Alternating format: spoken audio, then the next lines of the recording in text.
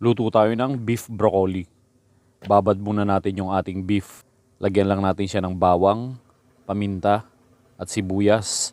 Maglalagay na rin tayo ng cornstarch. Siguro mga 1 kutsarita lang. Sunod na natin yung ating toyo. Maglagay tayo ng tubig at brown sugar.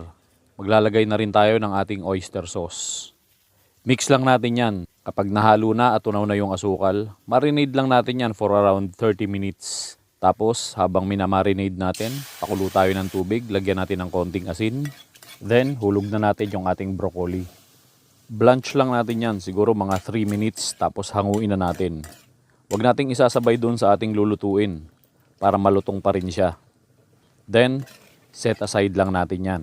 Then, tapon natin yung tubig, hugasan natin yung ating kawali. Magpainit na tayo ng mantika. Maglagay tayo ng konting bawang para dagdag aroma lang. Tapos, sangkutsahin na natin yung ating beef marinade. Halu-haluin lang natin yan.